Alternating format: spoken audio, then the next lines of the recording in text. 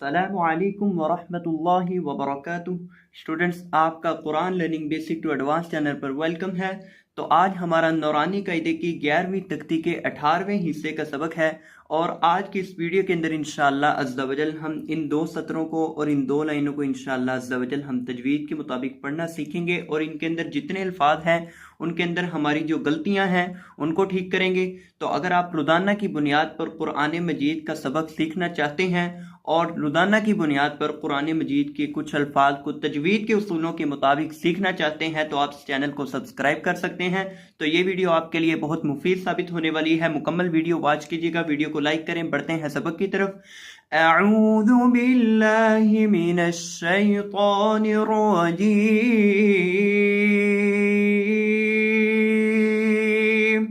بسم اللہ الرحمن الرحیم۔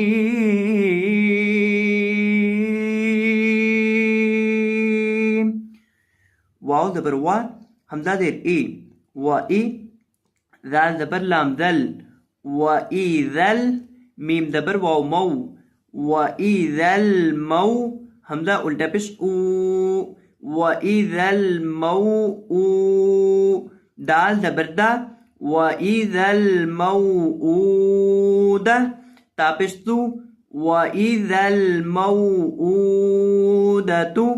وَإِذَا الْمَوْءُودَةُ، وَإِذَا الْمَوْءُودَةُ۔ اب یہ جو ہمارے پاس پہلا لفظ ہے، اس لفظ کے اندر ہمارے پاس کل دو الفاظ ہیں، ایک ہے وَإِذَا اور ایک ہے الْمَوْءُودَةُ۔ یہ دونوں الفاظ آپس میں مل رہے ہیں، ان کو آپس میں ملا کر پڑھا جائے گا۔ ہمیں کس طرح پتہ چلا؟ دیکھیں یہ جو لفظ ہے اس کے اندر آخری لفظ ہے ذال، ذال کے اوپر زبر ہے، اور اس لفظ کے اندر پہلا لفظ ہے لام، اور لام کے اوپر سکون ہے۔ یہ جو آپ کو علامت نظر آ رہی ہے یہ سکون کی علامت ہے، یہ جو نیلے رنگ کے اندر چھوٹی سی لکھی ہے علامت، اس کو سکون کی علامت کہا جاتا ہے۔ اب یہ جو لفظ ہے اس کے اندر پہلے لفظ کے اوپر سکون ہے اور اس لفظ کے اندر حرکت ہے، زبر زیر پیش کو حرکت کہا جاتا ہے، تو اس لفظ کے اندر آخر پہ حرکت ہے، اور اس لفظ کے اندر پہلے حرف کے اوپر سکون پائی جا رہی ہے، اس لیے ہم دونوں لفظوں کو آپس میں ملا کر پڑھیں گے، جوڑ کر پڑھیں گے۔ دیکھیں کوئی بھی لفظ جس کے شروع پر جزم یا سکون ہوگی وہ پچھلے لفظ سے ہمیشہ ملا کر ہی پڑھا جائے گا، یا پھر مزید اس کی کوئی اور صورت ہو سکتی ہے، اس کو بغیر کسی سہارے کے نہیں پڑھا جا سکتا۔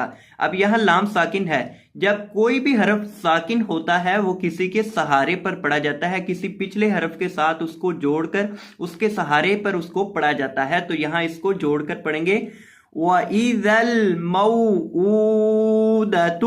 اور یہاں میم کو ہم بنا لمبا کیے پڑھیں گے۔ اکثر لوگ اس کو لمبا کر کے پڑھ دیتے ہیں، موعودۃ، موعودۃ، مو، اس طرح نہیں، اس کو لمبا نہیں کریں گے۔ اس کو اگر آپ لمبا کرتے ہیں تو یہ یہاں لفظ غلط ہوگا، یہ ٹھیک نہیں ہوگا، یہ آپ کی غلطی ہوگی۔ اس کو آپ نے یہاں لمبا نہیں کرنا، اس کو لمبا نہیں کرنا، آپ نے حمزہ کو لمبا کر کے پڑھنا ہے، حمزہ کو کھینچ کے پڑھنا ہے، حمزہ کے اوپر الٹا پیش ہے۔ دیکھیں کسی بھی حرف کو لمبا تب کرتے ہیں جب اس کے اوپر کھڑی زبر، کھڑی زیر یا الٹا پیش ہو، یا اس کے بعد الف ہو، واو ہو اور یا ہو۔ لیکن یہاں تو میم کے بعد واو آ گیا، آپ سوال پوچھیں گے، آپ کے ذہن میں سوال پیدا ہوگا کہ یہاں میم کے بعد واو آ گیا، اس کے باوجود بھی ہم یہاں میم کو لمبا کیوں نہیں کر رہے، میم کے اوپر ہم مد کیوں نہیں کر رہے؟ دیکھیں اس کی وجہ یہ ہے کہ یہاں یہ جو میم کے بعد واو آیا ہے یہ واو لین کا ہے، واو حروف مدہ کا نہیں ہے۔ یہ ہمیں کیسے پتا چلا؟ کیونکہ واو سے پہلے زبر ہے، واو سے پہلے اگر پیش ہو تو تب واو کو لمبا کیا جاتا ہے۔ اب یہاں واو سے پہلے زبر ہے، اس لیے ہم اس کو لمبا نہیں کریں گے، اور ان چیزوں کو آپ نے اچھے سے یاد کر لینا ہے۔ تو اس کو پڑھیں گے وَإِذَا الْمَوْءُودَةُ، اور وقف کے اندر تا کو ساکن کر دیں گے اور ہا سے بدل دیں گے، ہا سے بدل دیں گے۔ دو کام کریں گے، پہلا کام ہا سے بدل دیں گے، دوسرے نمبر پر اس کو ساکن کر دیں گے۔ تو دیکھیں وقف کس طرح ہوگا، وَإِذَا الْمَوْءُودَةُ، وَإِذَا الْمَوْءُودَةُ، یا زبر نون ین، واو پہ بو، ینطو، را پش لام رل، ینطرل، میم دبر را مر، यंजुरुल मर, हमजा पेश उ, यंजुरुल मरउ, या दबन नून यन, वा पेश बु, यंजु, रा पेश लाम रुल, यंजुरुल, मीम दबा रा मर, यंजुरुल मर, हमजा पेश उ, यंजुरुल मरउ। अब इस लफ्ज के अंदर भी हम दो लफ्जों को आपस में मिलाकर पढ़ रहे हैं और यहाँ भी बिल्कुल वही वजह है कि यहाँ लाम साकिन है और लाम साकिन को हम पिछले हरफ के साथ यानी रॉ के ऊपर पेश है उसके साथ हम इसको मिलाकर पढ़ेंगे। और यहाँ नून के ऊपर हमने गुन्ना करके पढ़ना है, गुन्ने की आवाज आएगी, इख्फा की आवाज आएगी, इसको हम पढ़ेंगे यंजुरुल मरउ, यंजुरुल मरउ। यहाँ ये जो नून है इसके ऊपर हम गुन्ना करेंगे और वा को हमने यहाँ मोटा करके पढ़ना है। देखें वा को मोटा करके पढ़ना है और वा को हमेशा मोटा करके ही पढ़ा जाता है। वा मोटे हरूफ में से है और रॉ इसके ऊपर जब पेश हो तो इसको मोटा करके पढ़ा जाता है। तो वा को भी मोटा करेंगे और रॉ को भी मोटा करेंगे और नून के ऊपर गुन्ना करके इख्फा करके पढ़ेंगे। यंजुरुल मरउ, यंजुरुल मरउ। और वक़फ़ की हालत में यंजुरुल मर, यानी हमजा को साकिन कर देंगे और झटके के साथ पढ़ेंगे। अब मैंने जब आपके सामने पढ़ा तो आपको इसके ऊपर थोड़ा सा आपने महसूस किया होगा कि आम तौर पे हम इसको दूसरी तरह पढ़ते हैं। तो मेरे भाइयों हम इसको जो पढ़ते हैं यंजुरुल मर, हम हमजा को वैसे ही छोड़ देते हैं। तो ये गलती है, हमने हमजा को छोड़ना नहीं है, हमजा को साकिन कर देना है आखिर से। और हमजा को जब हम साकिन करते हैं तो मेरे भाइयों हमने उसको झटके के साथ पढ़ना है। तो इसको हम पढ़ेंगे यंजुरुल मर, यानी हमजा को साकिन कर देंगे। ये तो मैंने आपके सामने जरा इसको थोड़ा खोल के पढ़ा और इसको थोड़ा साफ करके पढ़ा। और आप जब इसको तिलावत के दौरान पढ़ेंगे तो इसको इतनी बारीकी से नहीं पढ़ा जाता, हमजा को जरा हल्का सा उसको जाहिर कर दिया जाता है। किस तरह से?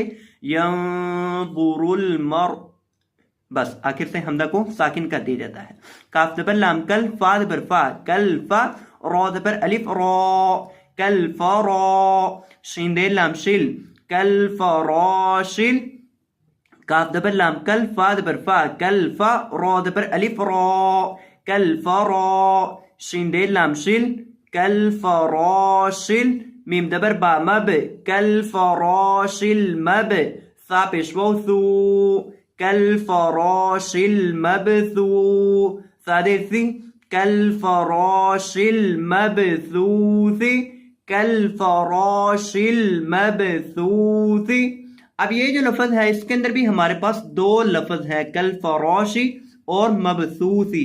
अब ये जो दोनों लफ्ज हैं इनको भी हम आपस में मिलाकर पढ़ेंगे और यहाँ हमने बा को हिलाकर पढ़ना है। ये चीज आप नोट कर लें अच्छे तरीके से कि यहाँ हमने बा को हिलाकर पढ़ना है। बा को क्यों हिलाना है? क्योंकि बा साकिन है। बा जब भी साकिन हो तो उसको हिलाकर पढ़ा जाता है, कलकला करके पढ़ा जाता है। तो इसको हमने कलकला करना है। कल फराशिल मबसूसी, मबसूसी। अक्सर लोग इसको पढ़ देते हैं मबसूसी, मबसूसी यानी सीन पढ़ देते हैं। यहाँ जो सा है इसको भी सीन पढ़ देते हैं और ये जो सा है इसको भी सीन पढ़ देते हैं। दोनों को सीन से बदल कर पढ़ देते हैं। तो इस तरह आपने नहीं पढ़ना, इसको आपने सा पढ़ना है और इसके अंदर आपने सीटी की आवाज पैदा नहीं होने देनी। सीटी की आवाज हमेशा सीन में पैदा होती है, सा के अंदर सीटी की आवाज पैदा नहीं होती। तो इसको पढ़ेंगे कल फराशिल मबसूसी और वक़फ़ के अंदर कल फराशिल मबसूस, आखिर से सा को साकिन करेंगे। काफ ज़बर लाम कल, आइन देर हा इह कल इह, नून देर लाम निल कल इह निल, मीम ज़बर नून मन कल इह निल मन, फा पेश वाव फू कल इह निल मनफू, शीन देर शी कल इह निल मनफूशी कल इह निल मनफूशी। अब इस लफ्ज के अंदर भी हमारे पास कुल दो अल्फाज हैं जिनको हम आपस में मिलाकर पढ़ेंगे। और यहाँ पहले लफ्ज के अंदर हमारे पास आइन और हा दोनों इकट्ठे हैं और इनको इकट्ठे को आपस में अच्छे से मिलाकर पढ़ना और इनके तलफ़ुज़ का दुरुस्त अदा करना ये बहुत ज़रूरी है। तो इसको हम पढ़ेंगे कल इह, आइन की आवाज़ आएगी ई और हा की हा, कल इह کالعہن المنفوش، کالعہن المنفوش، اکثر لوگ اس کو پڑھ دیتے ہیں کالعہن المنفوش، کالعہن المنفوش پڑھا تو اس کے اندر تجوید 1% بھی نہیں پائی گئی، اور اگر ہم اس کو پڑھیں کالعہن المنفوش، اس کا مطلب ہم نے اس کو تجوید کے اصولوں کے مطابق پڑھا، اور اس پر وقف کریں گے کالعہن المنفوش۔ اب تمام الفاظ کو دوبارہ دیکھ لیں، وَإِذَا الْمَوْءُودَةُ، وَإِذَا الْمَوْءُودَةُ يَنظُرُ الْمَرْءُ، يَنظُرُ الْمَرْءُ كَالْفَرَاشِ الْمَبْثُوثِ، كَالْفَرَاشِ الْمَبْثُوثِ كَالْعِهْنِ الْمَنفُوشِ، كَالْعِهْنِ الْمَنفُوشِ۔ تو یہ تھا ہمارا آج کا سبق۔ میں امید کرتا ہوں کہ آپ کو یہ سبق اچھے سے سمجھ آ چکا ہوگا۔ تو اگر آپ کو یہ ویڈیو پسند آئی ہو تو ویڈیو کو لائک کر دیجیے گا، اور اگر آپ ہمارے چینل پر نئے آئے ہو تو چینل کو سبسکرائب فرما دیجیے گا۔ جزاکم اللہ خیرا، بارک اللہ فیکم، اللہ حافظ۔